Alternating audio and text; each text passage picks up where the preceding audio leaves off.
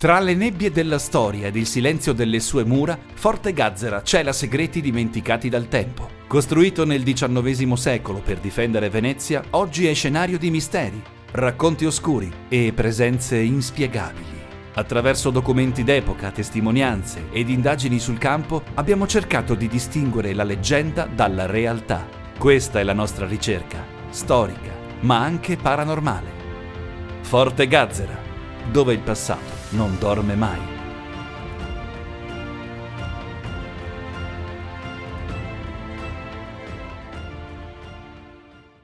Tra i silenzi della pianura veneta, nascosto tra il verde e il tempo che passa, sorge Forte Gazzera, un'antica fortezza costruita a metà dell'Ottocento, testimone di guerre, sogni infranti e forse di presenze che ancora oggi non trovano pace. Le sue mura, consumate negli anni, sembrano sussurrare storie dimenticate e segreti custoditi nell'ombra.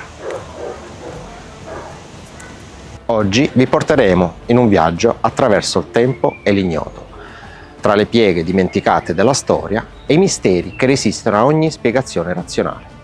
Benvenuti a Forte Gazzera, benvenuti dove la storia incontra il mistero.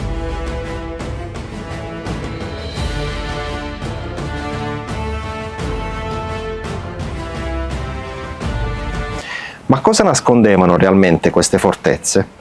I forti erano costruiti secondo il misterioso modello Tunkler e avevano la forma di un poligono a 6 lati, protetti da fossati larghi fino a 40 metri e collegati a un complesso sistema idraulico che permetteva l'inondazione degli stessi per rallentare l'avanzata nemica. Sotto metri di terra, nascosto agli occhi dei nemici e anche agli occhi del cielo, troviamo depositi, polveriere, cucine, infermerie, tutto progettato per resistere al fuoco, all'umidità e all'avanzare del tempo. Durante la Prima Guerra Mondiale i forti cambiarono volto.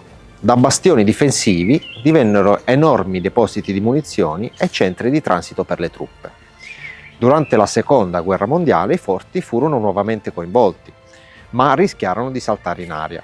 Nell'aprile del 1945, infatti, in un'Italia in fiamme, i nazisti minarono Forte Brendole con 20 casse di tritolo, abbastanza da far esplodere mezza Mestre. Ma il destino cambiò corso. Grazie all'intervento di partigiani e al coraggio di gente comune, il disastro fu evitato. Un atto di eroismo poco conosciuto, ma fondamentale.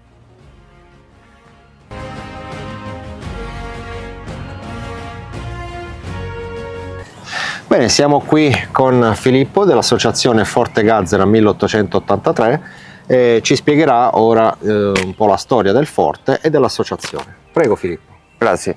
Allora, buongiorno a tutti, oggi ci troviamo a Forte Gazzera. Forte Gazzera che è un forte nel territorio appunto di Mestre e Venezia, in particolare nella terraferma veneziana, e è un forte che è gestito dalla nostra associazione, l'associazione Forte Gazzera 1883. Noi lavoriamo all'interno di questo forte con quale scopo? Con lo scopo di tramandare la memoria storica del nostro territorio e quindi di ricordare le vicende successe appunto in quegli anni. In particolare oggi ci troviamo appunto a Forte Gazzera, uno dei 3 forti gemelli, forti di tipo Tunkler, nati appunto tra il 1880 e il 1886, in particolare questo è del 1883. E perché nascono questi forti? Questi forti nascono perché appunto intorno agli anni 80 dell'Ottocento, ma in realtà anche prima, si capisce che in caso l'esercito austro-ungarico, che ricordiamo il suo impero affondava i suoi confini relativamente qua vicino, infatti dobbiamo pensare che a 50 km in linea d'aria c'era Bassano del Grappa, dove appunto correva, no, il confine tra il nostro regno e l'impero austro-ungarico. In caso l'impero austro-ungarico avesse attaccato il nostro territorio, sarebbe stato necessario avere una linea fortificata e trincerata che riuscisse non a bloccare l'avanzata nemica, ma bensì a rallentare l'avanzata nemica, così da permettere al nostro esercito, alle nostre truppe di riorganizzarsi nel frattempo alle spalle e poi arginare appunto l'avanzata mandando indietro poi il nemico. Il nostro territorio appunto è costituito, vede insomma molti forti, alcuni purtroppo sono in stato di abbandono, altri invece come Forte Gazzera avrete la possibilità di vedere che giace invece in condizioni molto buone e ci permette quindi di proprio vedere e toccare con mano come all'epoca poteva essere il territorio. Forte Gazzera appunto è uno dei forti più vecchi. Gli altri forti invece sono di seconda generazione e sono forti nati invece tra il 1910 e il 1912.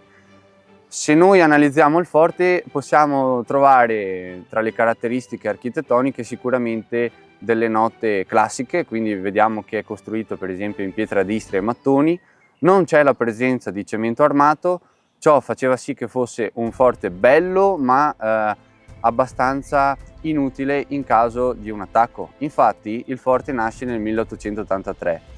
Non vedrà mai dei combattimenti, infatti l'unico forte del nostro territorio a vedere dei combattimenti sarà Forte Marghera, invece il nostro forte appunto non vedrà combattimenti, ma per fortuna, perché dovete immaginarvi un attimo il contesto storico, si parla di fine 800, di lì a pochi anni sarebbe cominciata appunto la Prima Guerra Mondiale.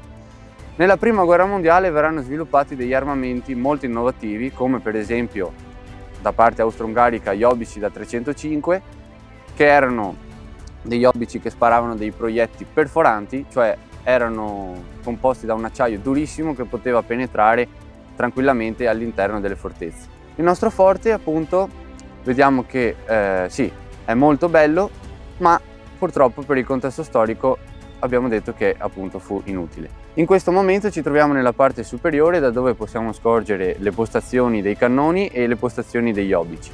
In basso, giù per questa rampa, possiamo vedere invece alcuni degli stanzoni, giù di qua possiamo vedere alcuni degli stanzoni in cui erano alloggiati i soldati, erano alloggiati gli armamenti e tutti quanti quei servizi che servissero appunto ai soldati all'interno della loro stanziatura durante appunto il servizio. Dovete pensare infatti che tutti i forti erano autosufficienti, cioè ogni servizio era presente all'interno del forte. Bene Filippo, dove ci troviamo ora? Allora, in questo momento ci troviamo appunto al di sopra del traversone centrale. Il traversone centrale è questa struttura ricoperta da un terrapieno che costituiva appunto la parte centrale del forte. Sotto di noi correvano due corridoi messi a croce che appunto collegavano tutti quanti i vari stanzoni del forte. Alle nostre spalle troviamo invece le camerate e l'altro lato insomma del forte. Infatti dovete pensare che il forte è simmetrico, quello che c'è da un lato c'è anche dall'altro lato, di conseguenza la vista è la medesima. Ci sono delle caratteristiche che poi vi mostreremo dove appunto erano presenti dei ponti nel forte che permettevano ai soldati di percorrere il forte nella sua parte interna senza mai essere scoperti, senza mai avere la testa scoperta. Questo si perse nella seconda guerra mondiale. Infatti dopo l'8 settembre del 1943, quando appunto i tedeschi divennero nostri nemici, occuparono facilmente il forte. Ma perché occuparono facilmente il forte? Perché era spoglio di tutti i suoi armamenti, non aveva più armi. Questo perché già dal 1915, quando l'Italia entrò in guerra, sul fronte dell'Isonzo la necessità di avere un armamento buono e soprattutto frequente in ogni zona del fronte era molto importante, però non fu così. Infatti mancavano molti pezzi di artiglieria, di conseguenza tutti i forti vennero disarmati e le loro bocche da fuoco vennero mandate al fronte. Quindi il forte si trovava in una condizione che non gli permetteva di difendere la propria posizione e di conseguenza fu occupato senza colpo sparare. I tedeschi, che appunto avevano degli armamenti, soprattutto i famosi cannoncini flak da 20 mm che erano abbastanza alti, non riuscivano a passare sotto a questi ponti, no? All'interno del forte e di conseguenza intorno appunto al 1943-44 tagliarono totalmente questi ponti, infatti ad oggi non sono più presenti. E da quel lato lì potete vedere le postazioni degli obici da 210 mm che permettevano appunto la difesa del territorio più vicino alla posizione del forte Gli obici erano dei grossi mortai che appunto avevano proprio la funzione, attraverso un tiro parabolico, di riuscire a colpire il nemico dall'alto e superando qualsiasi tipo di barriera architettonica. Questo tipo di bocche da fuoco potevano sparare colpi esplodenti, quindi granate classiche, colpi shrapnel e le terribili granate a gas, che caricate con gas asfissianti uccidevano i soldati in pochi minuti, o a volte dopo ore di agonia, in base appunto al tipo di caricamento. Perfetto, bene, grazie Filippo, noi ti ringraziamo, Grazie. Ringraziamo anche l'associazione Forte Gazzera 1883 e continuiamo con la nostra storia.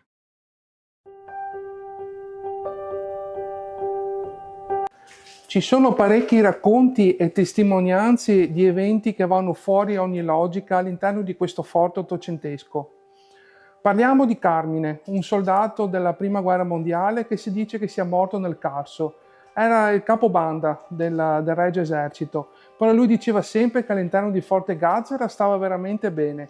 Poi si parla di Franz, un soldato austriaco del Settecento che si dice che si vede ancora passeggiare all'interno del forte.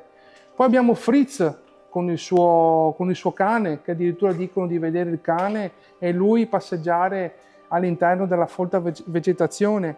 E poi abbiamo una triste storia, quella di Carlotta.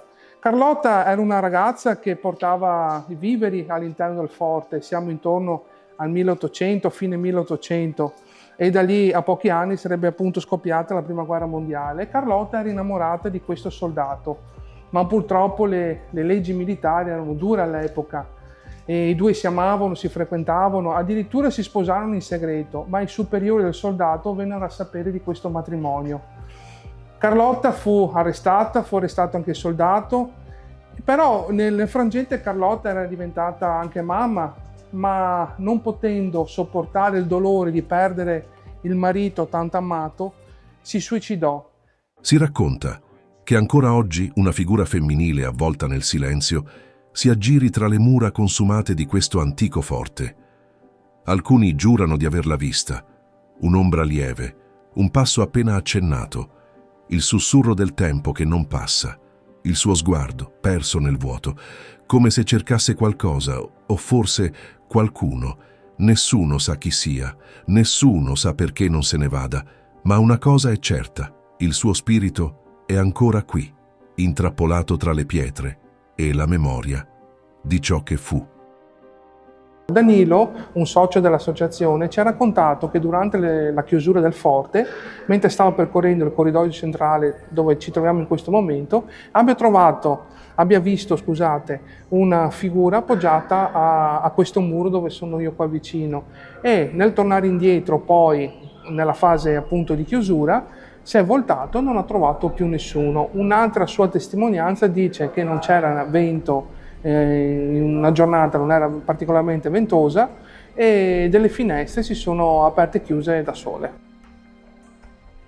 Abbiamo appena terminato di posizionare l'attrezzatura all'interno del forte, ora non ci resta che abbandonare il forte in modo che tutta l'attrezzatura registri e chissà quali segreti custodiranno queste antiche mura.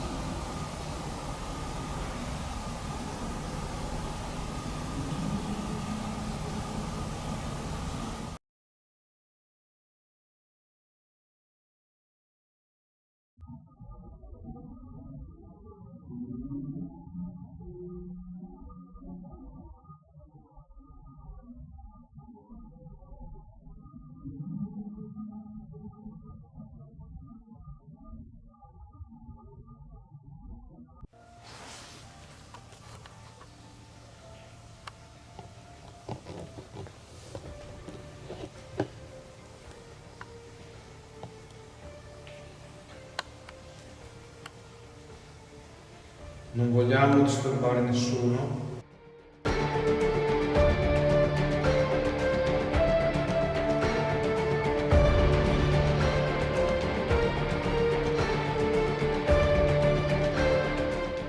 Solo comunicare con te.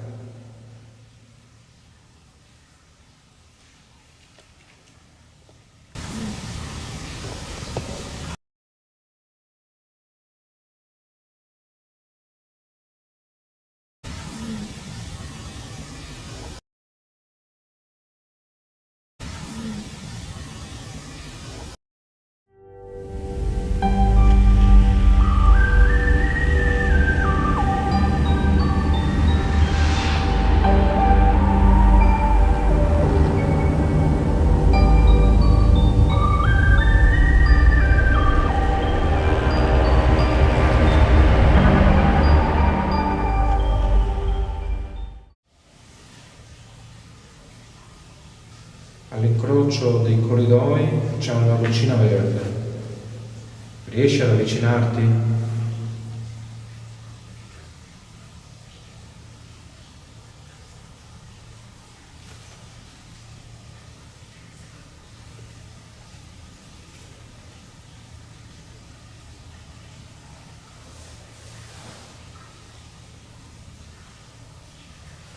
Stai toccando la lucetta blu.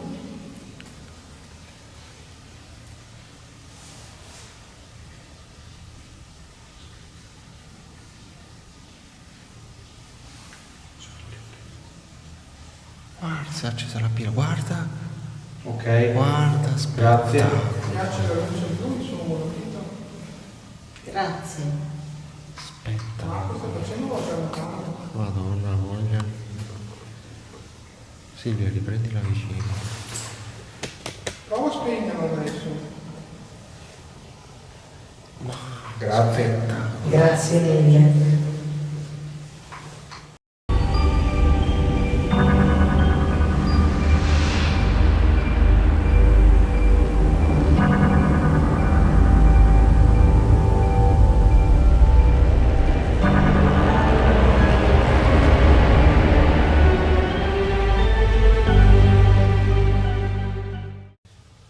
Grazie per le tue risposte.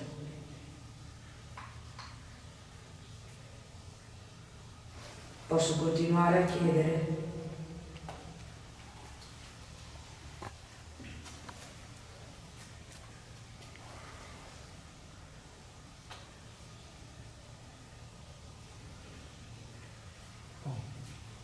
Io mi sto mettendo a piangere.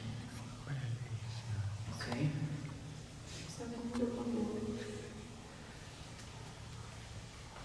Bella fissa. Da mamma quale sono non posso immaginare il tuo strazio di aver perso bimbo e moglie.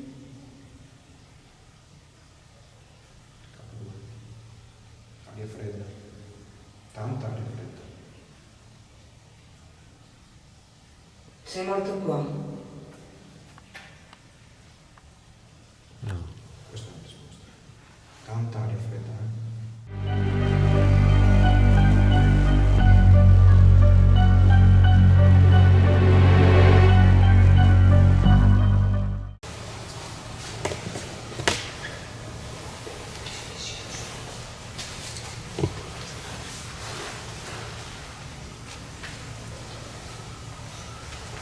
Più luce.